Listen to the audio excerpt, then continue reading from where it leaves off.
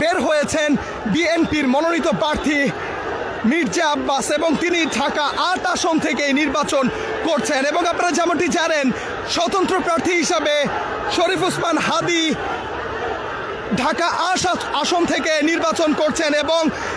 আজ যখন শরীফ ওসমান হাদী ঢাকা ৮ আসনের নির্বাচনী প্রচারণা শেষে ঢাকা সরোয়ার্দী উদ্যানের দিকে আসছিলেন, ঠিক সেই সময় শরীফ ওসমান হাদীর উপর গুলি বর্ষণ হয় এবং তার একটি গুলি শরীফ ওসমান হাদীর ডান কানের নিচে এসে বিদ্ধ হন। এবং শরীফ ওসমান হাদীকে যখন ঢাকা মেডিকেল কলেজ হাসপাতালে ভর্তি করা হয়, ভর্তি করার পর সেখানে নেতাকর্মীরা ছুটে আসেন এবং সর্বশেষ আমরা দেখতে পেয়েছি শরীফ ওসমান হাদীর যে নির্বাচনী আসন ঢাকা ৮, সেই ঢাকা ৮ আসনের বিএনপি মনোনীত প্রার্থী মির্জা আব্বাস তিনি কিন্তু ঢাকা মেডিকেল কলেজ হাসপাতালে ছুটে এসেছেন শরীফ ওসমান হাদীকে দেখার জন্য।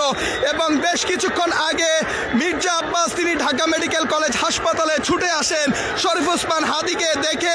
বের হয়ে যাওয়ার সময় এই মুহূর্তে ঢাকা মেডিকেল জরুরি বিভাগের সামনে তিনি অবস্থান করছেন এবং চারপাশ থেকে আমরা দেখতে পাচ্ছি তার দলের নেতাকর্মী এবং অন্যান্য যারা রয়েছেন,